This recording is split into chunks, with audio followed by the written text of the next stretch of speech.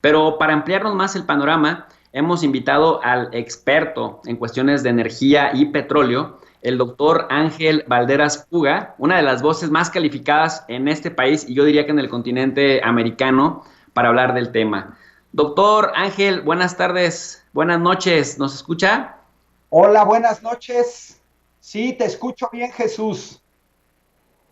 Pues muchísimas gracias por aceptar nuevamente una entrevista con nosotros para hablar de algo en lo que usted es experto y en lo que, bueno, nos puede dar mucha luz para entender la complejidad en toda su magnitud en este contexto justamente de la celebración número 83 de la expropiación petrolera. Antes, me permito presentarlo con la audiencia para que sepan, pues, quién nos está hablando, que me parece sale sobrando, pero por respeto a nuestro invitado lo haré. Profesor de la Facultad de Ingeniería, tanto en la Universidad Autónoma de Querétaro como en el Instituto Tecnológico de Querétaro en los niveles de licenciatura, maestría y doctorado, analista nacional e internacional del sector energético desde 2007 y bueno, pues alguien que ha formado durante muchos años a otros formadores, a otros docentes, a otros investigadores, justamente en diversas ingenierías y que ha trabajado en Italia, Ecuador y en muchos otros países del mundo.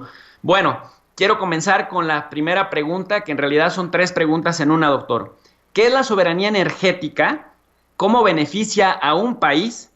Y si la expropiación petrolera de 1938 fue un paso al frente en este sentido. Adelante. Mira, Jesús y el auditorio de Sin Censura. Claro que sí, el sector energético es un sector estratégico.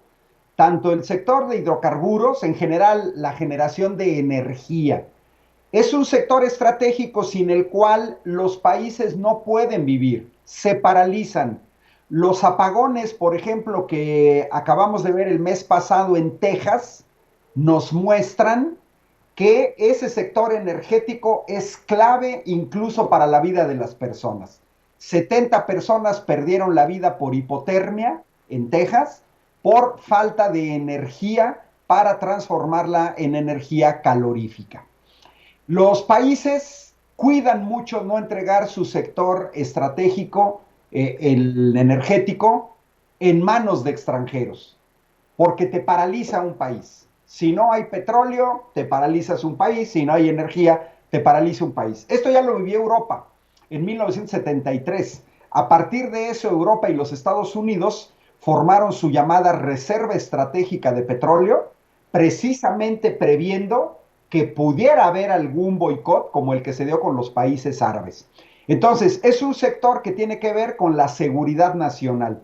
Y en 1938, en un enorme esfuerzo político, económico y tecnológico, porque hay que recordar que en 1938 no había ingenieros petroleros en México, el petróleo era controlado por empresas anglosajonas, principalmente norteamericanas, inglesas y holandesas, y bueno, ese sector, cuando se nacionaliza el petróleo, se lleva a sus técnicos, se llevaron buques cisternas, ferrotanques, maquinaria, todo el know-how, porque le apostaban a que México no tuviera la capacidad de poder sacar adelante el sector energético.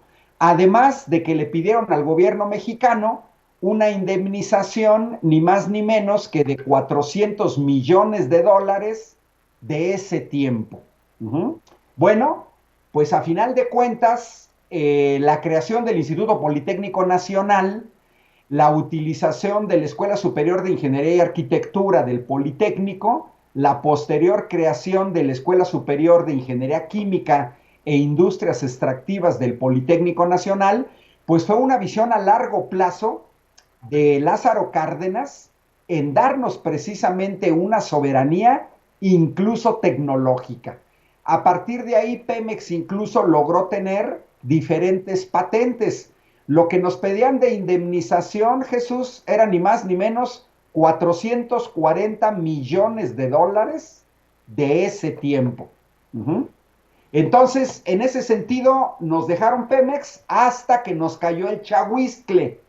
Cuando llega Salinas de Gortari, empieza la destrucción de Pemex, primero fraccionando Pemex en un sentido totalmente contrario a lo que se hace en las compañías, que es una integración, la divide en 4 grandes compañías para posteriormente tratar de venderlas por separado, cosa que no sucedió.